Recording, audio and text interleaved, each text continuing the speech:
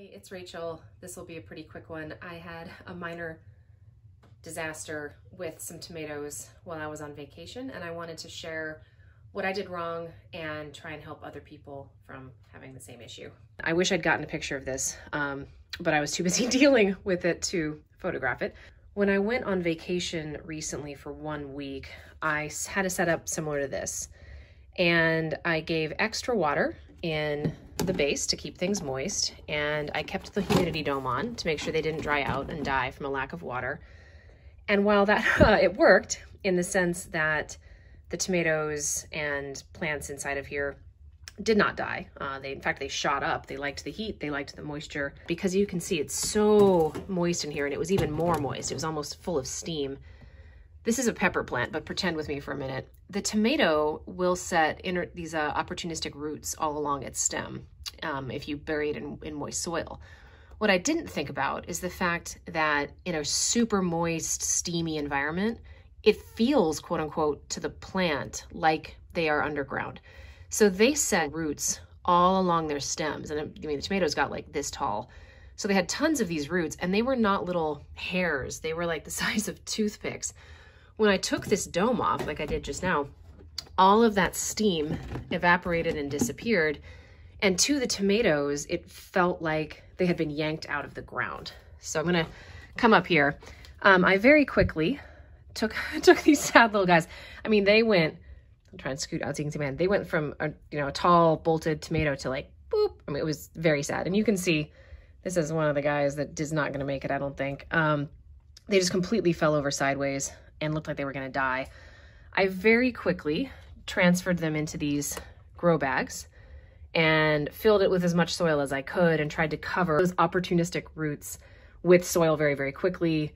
I put in amendments. In fact, I'll do a video on my potting mix and the amendments I used probably next week. And I put them in here and I bottom watered so it would be moist. And a lot of them are actually coming back pretty well. This one almost seems unaffected. This guy's struggling, but I think he'll make it. Similarly, good hopes for this one and this one, but I don't know about this one. And for sure, this guy's not gonna make it. Now I had a kind of opportunistic tomato seedling that I had somehow dropped into one of the soil blocks down here. And when I saw that one sprout up, I kind of transplanted it quickly into the soil bag so that if this one didn't make it, hopefully this guy will come up. Same thing, I had actually a pretty big one. This is another opportunistic one where I had dropped a seed somehow and it had gotten pretty big. So I've got that in its own bag. And my hope is that those can replace the two that died. But even the ones that made it are very set back. I probably lost a good week, 2 weeks of growth here. So don't let this happen to you. What I should have done and what I recommend if you need to leave plants, specifically tomato transplants, for any length of time, I do think it's a good idea to keep them well watered before you go. I do think it's a good idea to put a humidity dome on them. I would do two things differently. One, I would have opened the little vents on the top of the dome. I had them completely closed. I would have opened them a little bit. So it would have been high humidity, but not a steam bath, which is what I inadvertently created. The second thing I would have done, I would say if you can, if your tomato seedlings are even a couple of inches tall, proactively bury the stems right up to maybe the bottom of the leaves so that if they do start to bolt up and if they do start to set those opportunistic roots, at least they'll have more of them truly under the soil.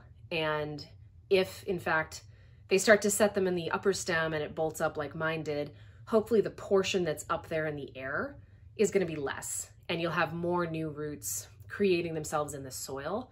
And when you take the dome cover off, the setback won't be nearly as dramatic for your tomatoes as it was for mine. I hope that helps. I'm a believer in sharing the screw ups as well as the good stuff. In many instances, it's probably more helpful. I'm just gonna do the best I can at this point, and hopefully I will still have some good tomatoes. Next video will be on the potting mixture that I created and that I use, the amendments that go in there. For now though, just we all screw up, and hopefully you can learn from my mistake and not make the same one yourself. So thanks, until next time, hope it's helpful.